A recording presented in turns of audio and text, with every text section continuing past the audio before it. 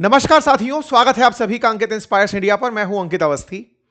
Operation सिंदूर के बाद से भारत और पाकिस्तान के बीच में भारत के द्वारा अक्सर आपने एक बयान सुना होगा कि ऑपरेशन सिंदूर अभी भी जारी है, जिसका अर्थ है कि अगर भारत में किसी ने कोई भी आतंकी हमला करने का प्रयास किया तो भारत उस पर कार्रवाई कर देगा। ये जो बात भारत के द्वारा अक्सर कही जा रही है, इस बात से कहीं ज्यादा बड़ी बात पाकिस्तान की तरफ से भारत से युद्ध करने की तैयारी है। एक तरफ जहां भारत अपनी तैयारियों में आतंक के खिलाफ लड़ना अपनी प्राथमिकता मान रहा है, वहीं पाकिस्तान भारत में कई सेक्टर से तैयारी युद्ध की कर रहा है। आज के सेशन में मैं आपको कुछ ऐसी चीजें न्यूज के माध्यम से एनालिसिस के साथ रखने जा रहा हूं, जिन्हें आप खुद से जांचें और फिर बाद में अपनी राय कमेंट बॉक्स में अवश्य दें। साथियों, हाल ही में भारत पाकिस्तान के बीच जो पहलगाम आतंकी हमले के बाद घटना घटी, उससे बहुत कुछ बदला। बहुत कुछ बदला। पाकिस्तान ने अपनी लॉबिंग के थ्रू अमेरिका का साथ पाया। जियोपॉलिटिक्स में भारत ने कहीं ना कहीं अपनी नीतियों के चलते अमेरिका का साथ कम पाया। अंतर्राष्ट्रीय स्तर पर रूस का घटता कद भी भारत के लिए एक बड़ी चुनौती बनकर उभरा। ऑपरेशन सिंदूर में सक्सेसफुल रूप से आतंकियों के ठिकाने मिटाने वाला भारत आज नैरेटिव गेम में पाकिस्तान से कहीं पीछे चला गया। ये सारी बातें आप और हम बेहतर तरीके से जानते और मानते आ रहे हैं। पाकिस्तान ने झूठ का सहारा लिया, आज हमारे पास वो तमाम प्रमाण हैं। हम आज के सेशन में उन्हें रखेंगे भी। किस तरह से पाकिस्तान ने बाकायदा लॉबिंग के लिए 60-60 कॉल अमेरिका में लाए कि ट्रंप से बात पहुंचवा करके हमारा युद्ध रुकवा दो। आएंगे उस बात पर। लेकिन फिलहाल कुछ ऐसी घटनाएं घटी हैं जिन्हें देखकर आप कहीं ना कहीं इस तरह के विचार से, जिसे मैं आपके साथ साझा कर रहा हूं, तार जोड़ पाएंगे। सबसे पहले इस खबर पर नजर डालिए। अब से 12 घंटे पहले की एक खबर है कि पाकिस्तान से कुछ सस्पेक्टेड ड्रोन्स उड़ते हुए जम्मू कश्मीर की जो सीमा है पाकिस्तान से लगती हुई, एलओसी, वहां पर उड़ते हुए देखे गए। लाइन ऑफ कंट्रोल पर पाकिस्तान से उड़कर आए हुए जो ड्रोन्स हैं वो सांभा, राजौरी, पुंछ डिस्ट्रिक्ट के अंदर देखे गए। ड्रोन्स का आना युद्ध में आपने जब ऑपरेशन सिंदूर के दौरान देखा था, तब बड़ी मात्रा में तुर्की के बने हुए ड्रोन पाकिस्तान की तरफ से भारत में आए थे। पाकिस्तान के ड्रोन भी भारत आए थे और उन्होंने युद्ध में बड़ी भूमिका निभाई थी, क्योंकि अब युद्ध फ्रंट लाइन पर ना होकर के ड्रोन्स के थ्रू, मिसाइलों के थ्रू हो रहे हैं। एक अपडेट जब यह निकल कर आता है, उसके पीछे पीछे एक दिन पुरानी खबर आती है। उस खबर को केवल इसके साथ जोड़कर जाइएगा। आतंकी संगठन लश्कर ए तैयबा का चीफ, जैश ए मोहम्मद का चीफ मसूद अजहर, उसका एक बयान आता है। उसका एक ऑडियो क्लिप इस समय वायरल है और उस वायरल क्लिप को अखबारों में सुर्खियां माना गया है। वायरल क्लिप में वो कह रहा है कि मेरे पास एक या दो नहीं, हजारों की संख्या में आत्मघाती हमलावर तैयार हैं। यह वायरल क्लिप भी मैं आपके सामने साझा करूंगा। यह बात तब है जब ऑपरेशन सिंदूर में भारत ने आतंकी ठिकानों को तबाह करते हुए इसके ठिकानों पर भी वार किया था। इसके कई परिवारजन उसमें मारे गए थे। उसके बाद से इसका ऑडियो वायरल आता है, जिसमें यह कहता है कि हजारों लोग मरने के लिए अब तैयार बैठे हैं। इसका मतलब इसने ऑपरेशन सिंदूर से अब तक अपने गुस्से में, अपने बदले की आग में, इसने आतंकियों को भारत में हमला करने के लिए लॉन्च पैड पर तैयार किया है। अगर तथ्यों को जोड़कर देखा जाए, चाहे पहले एक ड्रोन का उड़कर भारत की सीमा में आना, एक नहीं कई ड्रोन भारतीय सीमा में आए जिन्हें भारत ने गोली मार के गिराया, कुछ तो लौट कर वापस भाग गए। ड्रोन्स का आना और उसके पीछे आतंकियों का लॉन्च पैड पर तैयार होना, ये दो चीजें एक साथ ऑब्जर्व करिए और आगे चलिए। पाकिस्तान इस समय अमेरिका की शह से बंधा हुआ है, अर्थात उसे यह पता है कि अमेरिका भारत से खुन्नस खाया बैठा है कि इसने ऑपरेशन सिंदूर का हमें क्रेडिट नहीं दिया।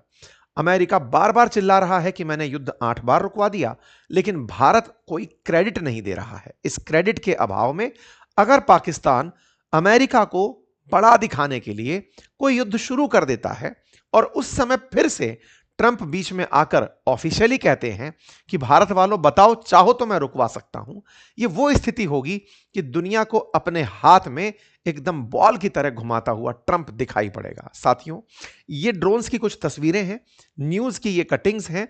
यहां पर आपको बकायदा दिखाई दे जाएगा किस तरह से ड्रोन्स उड़ते हुए सीमा क्षेत्र के अंदर आते हुए दिखाई दिए। यहां पर ये कहां पर दिखाई दिए?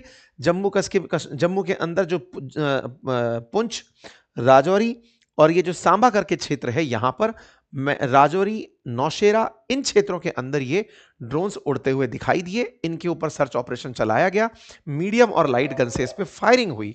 लोकल्स ने भी इस बात को अपने इंटरव्यू में कहा है कि इन्हें इस तरह से आते हुए ड्रोन्स देखे थे और इन्होंने अपने आप को बंकरों में छुपा लिया था कि अगर कोई घटना घटित होती है तो हम बंकर में चले जाएंगे। ठीक है साहब। पाकिस्तान की एक और हिमाकत देखिए।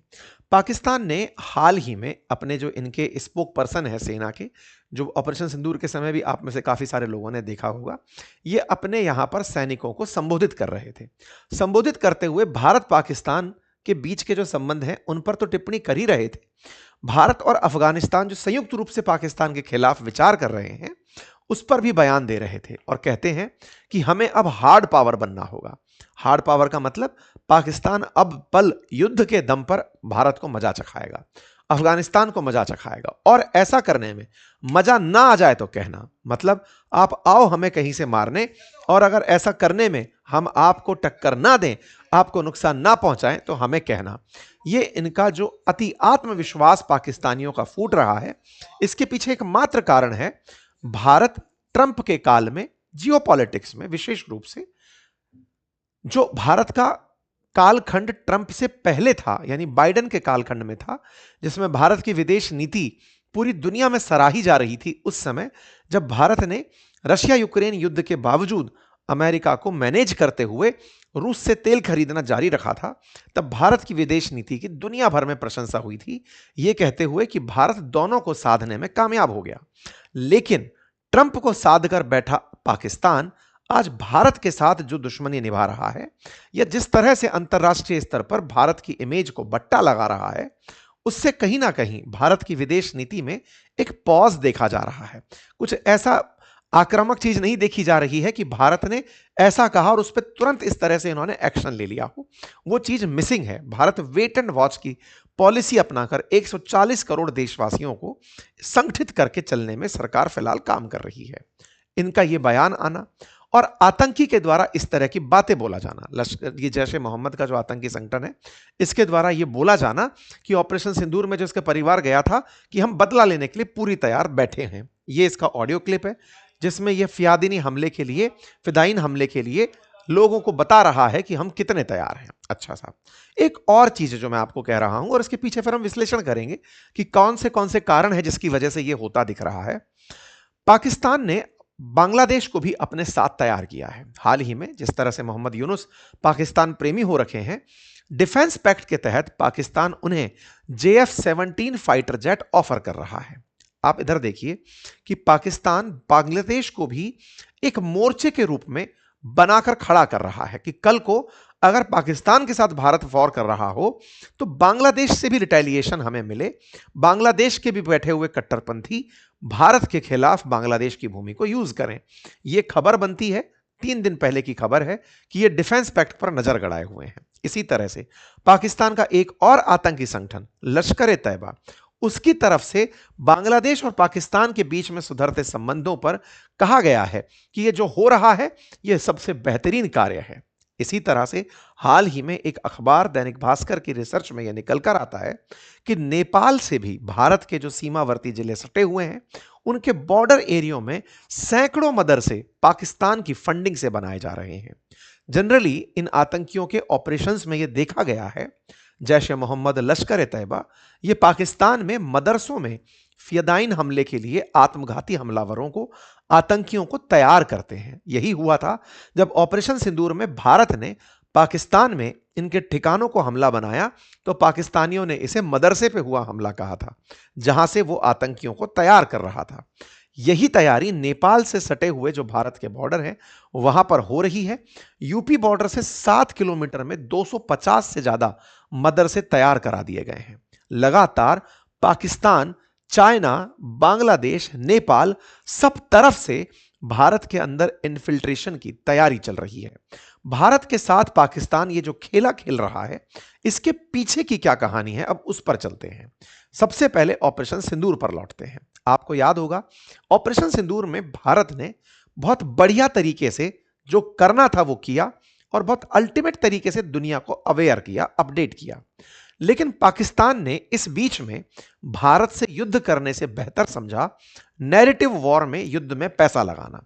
वो युद्ध में तो पटकनी खा ही रहा था, ऑपरेशन सिंदूर में तो मार खा ही रहा था, उसके डिफेंस सिस्टम सब कॉम्प्रोमाइज हो गए थे, भारत इतना दूर तक घुस करके गोले मार रहा था, नूर खान बेस तक को हमने मारा जिसको पाकिस्तान ने खुद एक्सेप्ट किया, लेकिन उसके बावजूद इसने जो तैयारी की वो फेक न्यूज फैलाने की थी।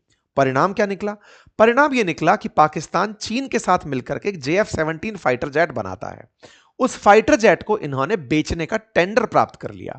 फर्जी नैरेटिव केवल और केवल सोशल मीडिया पर जीतने का ही नहीं था, इन्होंने उस फर्जी नैरेटिव को दुनिया में बेचा। परिणाम क्या निकला? आज पाकिस्तान लीबिया से $4 बिलियन की डिफेंस डील कर आता है, बांग्लादेश से JF-17 की बात कर रहा है, पाकिस्तान को $1.5 बिलियन की डील मिल रही है सूडान से, ऐसी खबरें मिलकर आती हैं। पाकिस्तान इसे दिखाता है कि देखो हमने अपने फाइटर जेट से भारत को बहुत नुकसान पहुंचाया, आप हमसे फाइटर जेट खरीद सकते हो। इसके फर्जी नैरेटिव को भी हम अभी डिकोड करेंगे, लेकिन इससे पहले पाकिस्तान ने इससे क्या बना लिया उस पर चर्चा करते हैं। इसी बीच में पाकिस्तान और सऊदी के बीच में एक डिफेंस पैक्ट होता है, जिस पैक्ट में सऊदी यह कहता है कि अगर आप पर कल को कोई हमला होगा तो हम आपके साथ होंगे, और हम पर कोई हमला होगा तो आप हमारे साथ होना। पाकिस्तानियों को इतनी इज्जत परमाणु बम के कारण मिली, क्योंकि अमेरिका जिन देशों पर हमला कर रहा है उनमें से किसी देश के पास न्यूक्लियर बॉम्ब नहीं है। इसीलिए इन सभी मुस्लिम वर्ल्ड के देशों को समझ में आने लगा, चाहे लीबिया हो चाहे सूडान हो, कि पाकिस्तान से डील करना, चाहे बांग्लादेश हो, वो उन्हें एक सुरक्षा देगा न्यूक्लियर बॉम्ब की। अक्सर अमेरिकी राष्ट्रपति ये मानते आए हैं कि पाकिस्तान के पास न्यूक्लियर बॉम्ब का होना सबसे ज्यादा गंभीर विषय है, लेकिन उसके बावजूद पाकिस्तान अपनी इसी चीज को जियोपॉलिटिक्स में बेचने में कामयाब रहा, सऊदी से डिफेंस पैक्ट कराने में कामयाब रहा। वो बात दूसरी है कि सऊदी उसके साथ खड़ा ना रहा हो, लेकिन फिर भी उसकी इंटरनेशनल प्रेस्टीज में यह बात ऐड हुई। और ऐड तो एक बात और हुई जब तुर्की ने भी पाकिस्तान से डिमांड की कि जो सऊदी से आपने डील किया है जिसमें आप न्यूक्लियर बॉम्ब तक यूज कर लेंगे अगर आप पर कुछ हुआ, तो वो पैक्ट हमारे साथ भी कर लीजिए। इसके पीछे का कारण मैंने आपको पहले भी बताया था। इजराइल ने अब तक 7 मोर्चों पर लड़ाई लड़ी है। 8वें मोर्चे पर उसने हाल ही में साइप्रस और ग्रीस को साथ लेकर तुर्की को अपना दुश्मन करार दिया है। इजराइल भविष्य में हो सकता है कि हमले तुर्की में अंदर बैठे हमास के लीडर्स को टारगेट करने के लिए करे और तुर्की की सरकार को टारगेट करे कि तुम लोग इस तरह से जो हमारे खिलाफ नैरेटिव चला रहे हो वो ठीक नहीं है। इसी तरह पाकिस्तान को तुर्की से भी यही ऑफर चला आता है। ये सब चीजें पाकिस्तान को ऑपरेशन सिंदूर के बाद एक फर्जी नैरेटिव से मिली। आप में से कुछ लोग इस बारे में जानकर आश्चर्य करेंगे कि जो पाकिस्तान पहले कर्ज तले दबा था वो अब कहता हुआ दिख रहा है कि हमारी डिफेंस डील्स के बाद हमें लगता नहीं है कि हमें IMF के लोन्स की जरूरत पड़े, हम इतना तेजी से आगे बढ़ रहे हैं। अच्छा, इतना तेजी से आगे बढ़ने में पाकिस्तान ने खेला क्या किया? खेला किया आसिम मुनीर के नेतृत्व में ट्रंप को खरीदने का। इसके बारे में क्या से बात बाहर निकल के आई?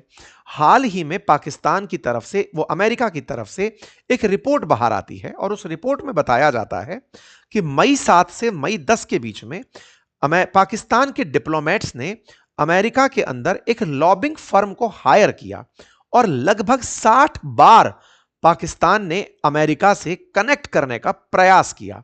हेडलाइन बनती है, समहाउ स्टॉप इंडिया, किसी भी तरीके से भारत को रोकिए। ऐसा पाकिस्तान ने अमेरिका में हर करोड़ों रुपए खर्च करके अमेरिका को अपने साथ जोड़ने के लिए प्रयास किया। यहां पर अमेरिकन डिपार्टमेंट ऑफ जस्टिस का यह डॉक्यूमेंट बाहर आता है जिसमें पता चलता है कि पाकिस्तान ने $5 मिलियन यानी कि $50 लाख, $1 अगर 90 रुपए के हिसाब से है तो लगभग 45 करोड़ रुपए इस बात पर खर्च किए कि पाकिस्तान अमेरिका केवल बात कर ले। 3 दिन के अंदर यूएस को अपना युद्ध रुकवाने के लिए इन्होंने कॉल करवाया। पाकिस्तान ने 60 बार आवेदन किया 72 घंटों में।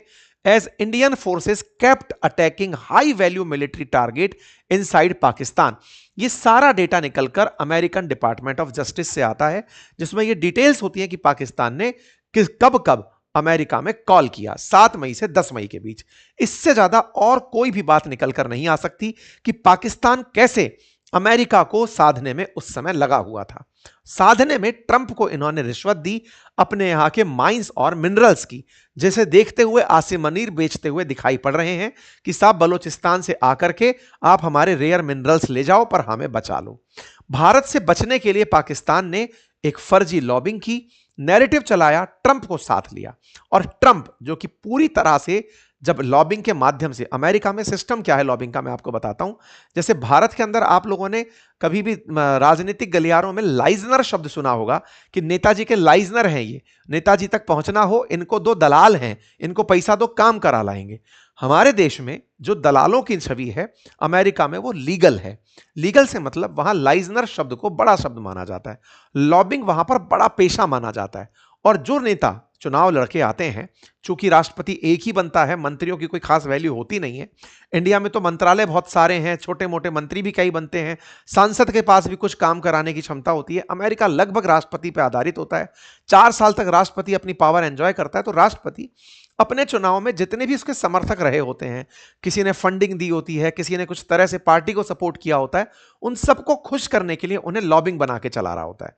उनसे कहता है तुम्हारा कोई काम हो तो ले आना, काम करा लेंगे। तो राष्ट्रपति के चुनाव में जैसे एलॉन मस्क एक बड़ा लॉबिस्ट था, उसने $800 मिलियन खर्च किए। तेल कंपनियां उससे बड़ी लॉबिस्ट थी जिन्होंने वेनेजुएला पर ट्रंप से हमला करा लिया। तो अमेरिका में जो चुनाव होते हैं उस समय पर जो लोग जिस तरह की मदद करते हैं वो सूद समेत उस पैसे को वापस लेते हैं। क्योंकि ट्रंप जैसा आदमी किसी भी देश पर कोई भी एक्शन लेता हुआ दिखता है, तो ऐसे में इस आदमी को पाकिस्तान ने ऑफर के साथ अपनी बात पहुंचाई। ट्रंप इस बात को मान गए और मान करके वो पूरी तरह जो खुन्नस वो युद्ध रुकवाने के नाम पर भारत से क्रेडिट के लिए पाल रहे थे, फिर वो दुनिया भर में शांति पुरस्कार के पीछे पड़ गए, जो उसके बाद की सारी कहानी आप जानते हैं। पाकिस्तान के साथ अमेरिका का एक और नाता है, वो भी आपको फिलहाल जानना होगा, क्योंकि पाकिस्तान ट्रंप के इस मनोदशा का लाभ उठाना चाहता है। किस मनोदशा का? पाकिस्तान ने भारत से कभी कोई युद्ध नहीं जीता, लेकिन पहली बार उसे नैरेटिव वॉर में एक जीत मिलती दिख रही है। उसे लग रहा है कि अमेरिका मेरे साथ खड़ा है तो अब तो सच भी झूठ ही है। भारत अगर जीत भी गया तो कोई नहीं मानेगा, क्योंकि अमेरिका पाकिस्तान के साथ खड़ा है। और ट्रंप बार बार अमेरिका पाकिस्तान की तारीफ कर दे रहे हैं। ऐसे में पाकिस्तान को एक अपॉर्चुनिटी दिखती है, अपॉर्चुनिटी अपने साथ हुए हर उस बेइज्जती का बदला लेने की जो उसने इतने सालों से सही है। कौन सी बेइज्जती? वैसे तो पाकिस्तान ने कईयों युद्ध भारत से हारे हैं, लेकिन जो सबसे बड़ा युद्ध था वो 1971 का था, जिसमें भारत ने पाकिस्तान के 2 टुकड़े कर दिए थे, बांग्लादेश नाम से एक देश बना दिया था। आज तक उस ह्यूमिलिएशन के चलते ही पाकिस्तान पंजाब में खालिस्तान की मांग करता है, जम्मू कश्मीर को सेपरेट कराने की मांग करता है, फिर चाहे हमारे नॉर्थ ईस्ट के अंदर आतंक फैलाने की बात करता हो। ये सारे काम पाकिस्तान द्वारा प्रायोजित इसी तरीके से किए जाते रहे हैं। उसी ह्यूमिलिएशन में उसे लंबे समय बाद यह उम्मीद जगी है कि रशिया अब कमजोर पड़ रहा है। पहले भारत के साथ 1971 के युद्ध में जब अमेरिका भारत पर हमला के लिए चल पड़ा था, उस समय रूसी जहाज भारत के पक्ष में आकर खड़े हो गए थे, जिसके चलते अमेरिका भारत के खिलाफ पाकिस्तान का साथ नहीं दे पाया था। इस बार रूस वेनेजुएला के साथ डिफेंस पैक्ट होने के बावजूद भी उसके साथ आकर खड़ा नहीं हुआ। इससे पाकिस्तानियों के हौसले बुलंद हैं और इन्हीं हौसलों के चलते वो अपने साथ हुई इस पूरी इंसल्ट का बदला लेना चाह रहे हैं। उन्हें लग रहा है कि भारत और रूस अब कामयाब मित्र नहीं रहेंगे। रूस अपनी लड़ाई में ही इतना उलझा हुआ है कि वो बहुत से लोगों को नहीं बचा पाया, चाहे वो आर्मेनिया हो, फिर चाहे वो आपका सीरिया हो जहां बशर अल असद की सरकार हो, फिर चाहे मादुरो हो जहां वेनेजुएला में चाहे मादुरो की सरकार हो। हर बार पुतिन बार बार फेल मारते चले गए। ऐसे में भारत को जियोपॉलिटिक्स में जो एक साइकोलॉजिकल सपोर्ट हमेशा रशिया से मिला, वो कहीं ना कहीं कॉम्प्रोमाइज होता दिख रहा है। इसी को अब पाकिस्तान डिकोड करके अपने लिए एक अपॉर्चुनिटी में बदल रहा है। इसीलिए मैं आपसे जब बोल रहा हूं कि बॉर्डर पर ड्रोन का उड़ता देखा जाना, आतंकियों के द्वारा भारत में आतंकी हमलों की धमकी देना, पाकिस्तान के द्वारा बांग्लादेश में कट्टरपंथ को बढ़ावा देना, नेपाल के बॉर्डर पर मदरसों का एक बार में बड़ी संख्या में खुल जाना, ये सब इंडिकेट करता है कि पाकिस्तान इस समय ट्रंप की शह से अपने आप को बड़ा कंफर्टेबल पा रहा है। क्या होगा भारत का, यह आने वाला समय बताएगा, क्योंकि भारत की असली लड़ाई फिलहाल ट्रंप के ईगो से लड़ी हुई है। खैर, भारत के साथ ट्रंप को असल ईगो दुनिया में एक्सेप्टेंस का था, जो एक्सेप्टेंस कभी बराक ओबामा को नोबेल पीस पुरस्कार में मिला, ट्रंप को नहीं मिला। अगर भारत साथ होता तो शायद इन्हें मिल जाता, लेकिन भारत केवल ट्रंप के भरोसे नहीं है। भारत अपनी तैयारियों में उतना ही चाक चौबंद है। ड्रोन आते ही चाहे उसे मार गिराना और भगाना हो, या फिर बॉर्डर एरियाज में बंकर बनाकर लोगों को हमले के लिए तैयार करना हो। अभी ताजा 5-10 दिन पहले की खबर है, भारत के द्वारा बॉर्डर एरियाज में लोगों को गन चलाने की ट्रेनिंग दी जा रही है। ड्रोन हमलों से निपटने की सेना ट्रेनिंग कर रही है। मतलब भारत की तरफ से युद्ध की तैयारी लगातार चल रही है। हम किसी भी तरह से पीछे हटकर नहीं बैठे हैं कि उनके हमले का हम इंतजार करेंगे। उनकी एक गलती पर हम कहर बरपा देंगे। यह भारत की स्ट्रेटजी है और हम इसी को अपनाएंगे। लेकिन समझना होगा कि हर एक पहलू कितना तेजी से, कितना गहराई तक लोगों में असर डाल रहा है। उम्मीद है कि आप इस बात की विषय वस्तु को समझ पाए हो। अगर आप इससे कनेक्ट कर पा रहे हैं तो अपना विचार कमेंट बॉक्स में अवश्य बताएं। भारत अपने स्तर पर अपने कूटनीतिक प्रयास जारी रख रहा है। हाल ही में जर्मनी के जो चांसलर हैं वो भारत की यात्रा पर हैं। गुजरात में उनका भव्य स्वागत हुआ। प्रधानमंत्री उनको लेकर के आज पतंग उड़वा रहे हैं, जिसमें ऑपरेशन सिंदूर की पतंग भी उड़ाई जा रही है। इंडियन नेवी ने बांग्लादेश को काउंटर करने के लिए हल्दिया के अंदर अपनी प्रेजेंस बढ़ाने का काम शुरू कर दिया है। हल्दिया से यहां का नेतृत्व करना काफी आसान होगा। हम लगातार अपने अलग अलग मोर्चों पर काम कर रहे हैं, लेकिन देश बड़ा है, दुश्मन बहुत सारे हैं, देश के लोगों की उम्मीदें बहुत सारी हैं। उन सबको फुलफिल करने की जिम्मेदारी भी सरकार पर होती है। ऐसे हम समस्त भारतीय अपनी जिम्मेदारी को निभाते हुए राष्ट्र निर्माण में महत्वपूर्ण भूमिका निभाएं। राष्ट्र निर्माण के लिए सभी को सेना में भर्ती होना या सभी को सरकारी नौकर होना जरूरी नहीं होता। आप अपने स्तर पर जो भी काम कर रहे हैं देश को अपलिफ्ट करने में, फिर चाहे वो चीनी लोगों की तरह दिन रात मेहनत करके उसे मैन्युफैक्चरिंग हब बनाना हो या अमेरिकियों की तरह टेक्नोलॉजी का हब बनाना हो, ये हम सब भारतीयों के हाथ में है। तो निश्चित ही हम आगे बढ़ेंगे। बाकी आप लोग जैसा इस विषय पर राय रखते हो कमेंट बॉक्स में जरूर बताएं। चैनल पर नए हैं तो सब्सक्राइब कर लें, और हाँ, फाइनेंस रिलेटेड अपडेट के लिए हमारा यूट्यूब चैनल बातें बाजार की सब्सक्राइब कर लें। फ्री डीमैट अकाउंट खोलना चाहते हैं तो अकाउंट का लिंक कमेंट बॉक्स में पिन है, आप जाकर उसे देख सकते हैं। Thank you so much.